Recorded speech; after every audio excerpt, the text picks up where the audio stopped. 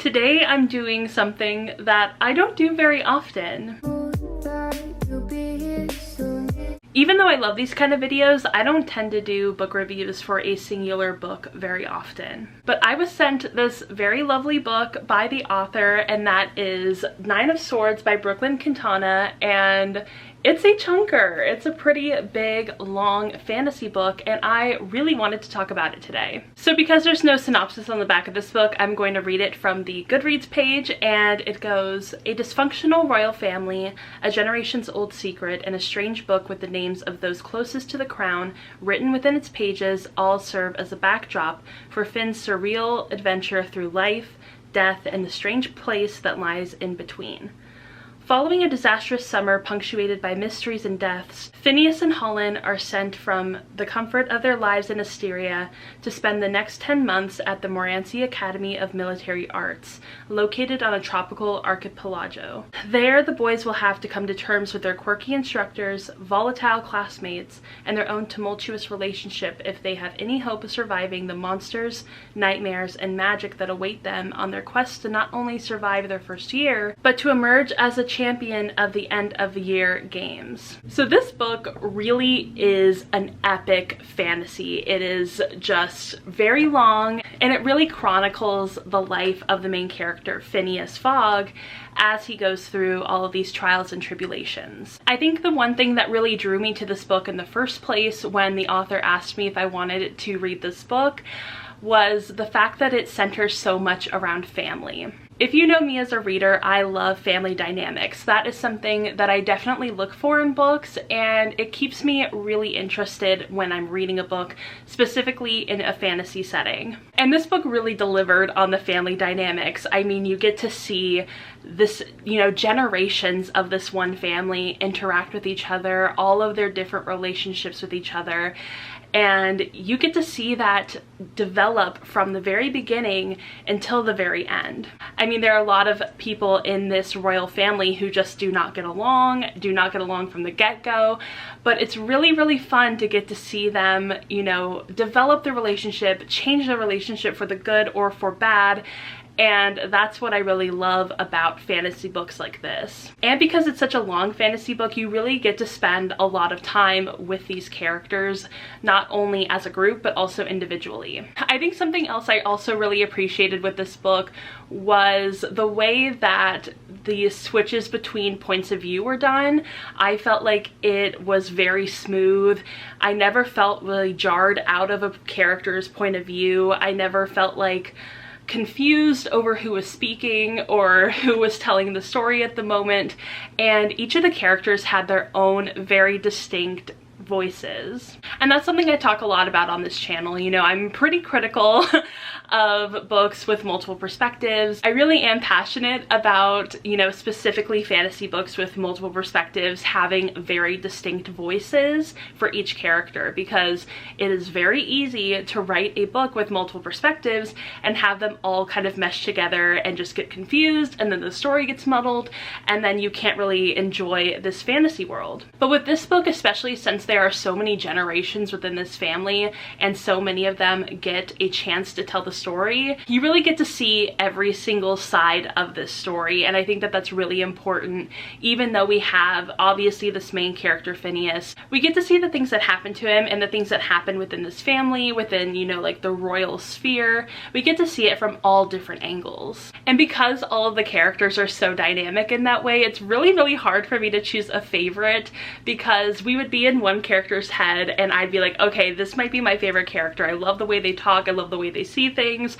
And then we jump to another character and I'm like, wait a second, I think I like this character as well. And I think that that's something that's really hard to do within fantasy, specifically one that is so long and so dense. It can be kind of difficult to make every single character one that is interesting and that has like a distinct voice, that has a perspective that you want to keep hearing from. And I mean, this book is a very typical hero's journey kind of book. You really follow Fynneas specifically throughout this entire story, and I was a little worried at first because he does seem kind of young, he does seem really naive, and I'm not typically the type to follow a younger male perspective through a book. but I was really glad that I stuck with it because I ended up really loving him as a character and getting to see him through his hero's journey. I think if you're a fan of something like Percy Jackson, but you want something that is more like high fantasy and not necessarily Greek mythology, this would be the perfect book for you.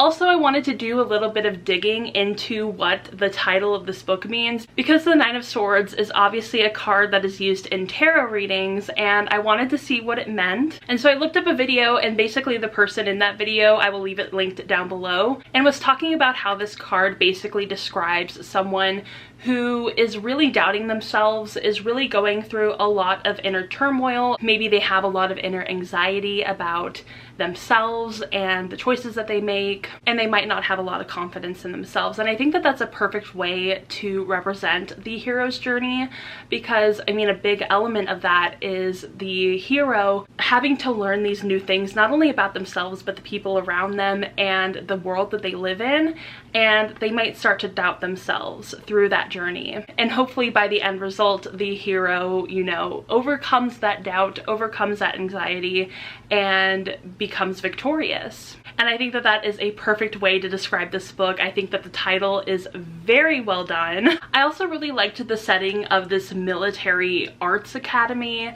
I thought that that was really interesting. I know that some people aren't like super into a lot of fighting scenes or training scenes, but I thought that these were done really well. I didn't really get too bored during those scenes, which was really nice. I think it's very easy for authors to add in those kind of scenes as just like kind of filler, but with this book, they really added to the story. And really in this book, there was just a lot of fun and very subtle kind of magic. It was really woven into the story and into the world in a very interesting and intriguing way. I love when a fantasy book is able to use magic and it's not like this really huge kind of like loud magic, but it's very subtle and woven in beautifully. Overall, I think that this is a really great fantasy book, and if you are interested in diving into a world and living in it for about like 800 pages, I 100% recommend this book. I mean, it's been such a long time since I've read a book this long, and I really enjoyed it. I kind of forgot how much I liked reading books that are like hundreds and hundreds of pages long, because typically I stop at around 500 pages. That's usually like my comfort zone now. But back when I was in high school, I would read like 700 pages like it was nobody's business. And this definitely reminded me of my high school days, reading like these long fantasy and dystopian and, you know, urban fantasy books. So that was just a lot of fun to dive into something like this. And overall, I gave this book a 4 out of 5 stars. I highly recommend it. I thought it was so much fun, and I can't wait to see what else Brooklyn comes out with, because I think that she will definitely be a really fun author to watch. So yeah, I hope you all enjoyed this non-spoilery review of this book, and I hope that it sounds intriguing to you and you go check it out. I will leave all the links down below that I mentioned in this video, both to the tarot card video and also to the Goodreads page for this book. Alright, so I hope you all enjoyed this video, and if you did, go ahead and give it a thumbs up and subscribe to my channel. Also go ahead and follow me on Instagram, Twitter, and Goodreads, and Storygraph and TikTok. I always forget those two, and I will see you all in my next video. Bye! Ooh, I thought it'd be me and you. Oh.